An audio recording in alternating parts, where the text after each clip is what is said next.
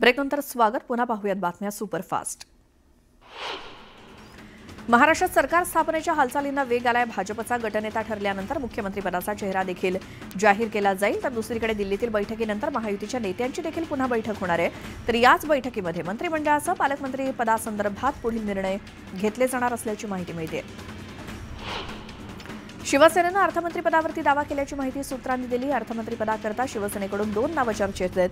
उदय सामंत आणि दीपक केसरकर या दोघांची नावं अर्थमंत्रीपदाकरता चर्चेत आहेत. अर्थराज्यमंत्री म्हणून दीपक केसरकर यांनी काम पाहिलेलं आहे. तर उद्योग विभागाची धुरा उदय सामंत यांनी सांभाळली आहे.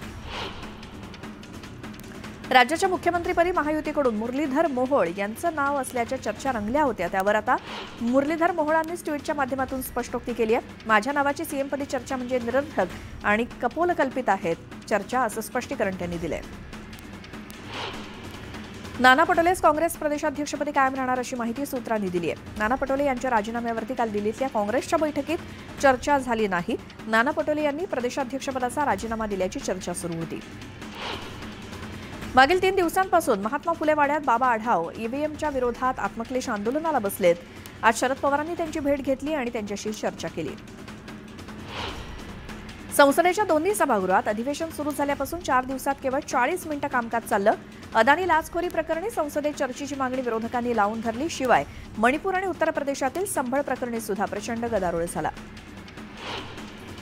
मालेगाव मनमाडसोबतच नाशिक जिल्ह्यातील ग्रामीण भागात थंडीचा कहर दिसतोय. मालेगावचा पारा 11 अंशांवरती गेल्यामुळे बोचऱ्या थंडीनं मालेगावकर कुडकुडले. तर दुसरीकडे गहू हरभऱ्यासारख्या पिकांना याचा फायदा होणार आहे.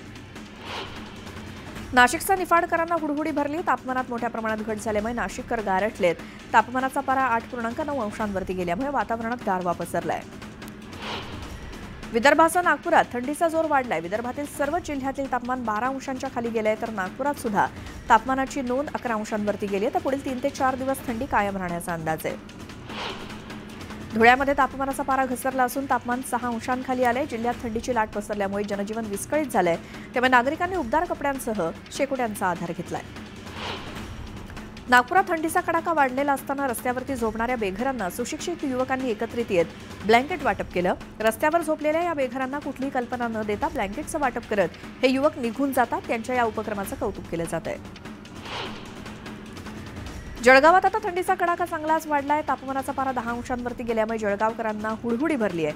नागरिकांनी थंडीपासून बचावासाठी शेकोटीचा आधार घेतलाय. भुसावळ शहरातल्या तापमानात चांगलीच घट झाली आहे. किमान तापमान 12 डिग्रीपर्यंत पोहोचलं असून नागरिक सुखद गारव्याचा अनुभव घेत आहेत. हरियाणा एसटीएफ आणि चंदीगड पोलिसांनी एक संयुक्त ऑपरेशन राबवत 2 गुंडांच्या मुसक्या आवळल्या. हे दोघेही काला जठेडी आणि गोल्डीब्रार या टोळीशी संबंधित गुंड आहेत. छत्तीसगडच्या बिजापूरमधून 13 नक्षलवाद्यांना अटक करण्यात आली. सुरक्षा दलानं ही मोठी कारवाई केली. अद्यापही परिसरात जवानांकडून सर्च ऑपरेशन राबवलं जात आहे.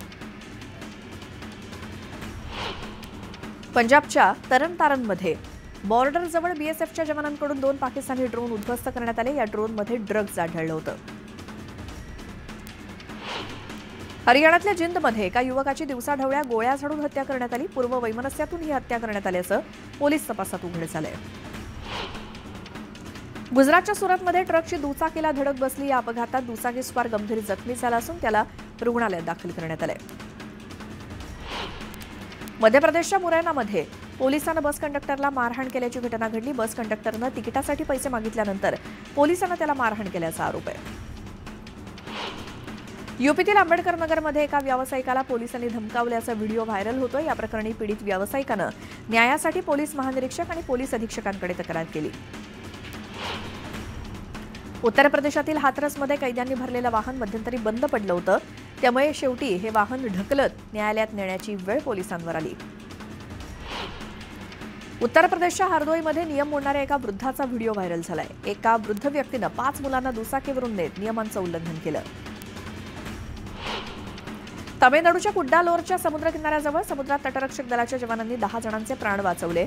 खराब हवामानामुळे 6 मच्छीमारांसह 10 जण समुद्राच्या मध्यभागी अडकले होते. गुजरातमधल्या अहमदाबादमध्ये बनावट डॉलर छापणाऱ्या टोळीचा पर्दाफाश करण्यात आला. पोलिसांनी या प्रकरणी दोघांना मशीन सकट पकडलंय.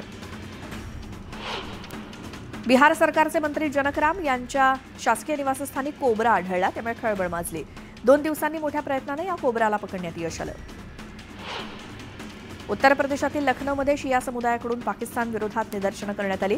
पाकिस्तानात शिया समुदायाच्या लोकांच्या झालेल्या हत्येचा निषेध करण्यात आला. बांगलादेशातील ढाका इथे इस्कॉनवरती बंदी घालण्याची मागणी केली जाते. हिफाजत-ए-इस्लामनं इस्कॉनचा निषेध केलाय.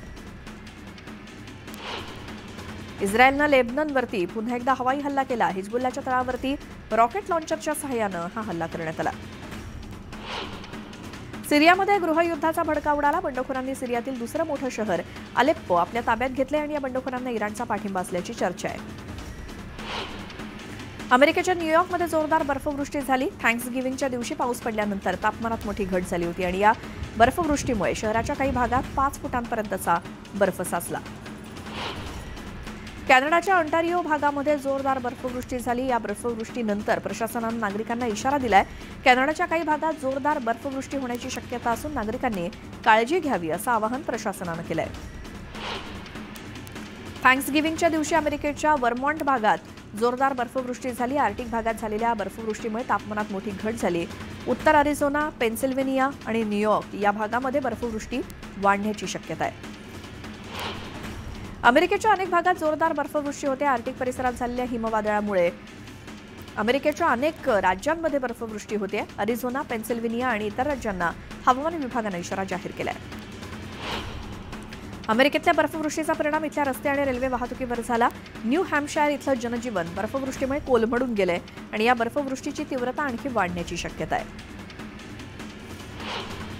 1943 पासून अमेरिकेच्या केंटुकी, व्हर्जिनिया, टेनेसी या परिसरात सांता ट्रेन धावते. या ट्रेनचं हे 82वं वर्ष आहे.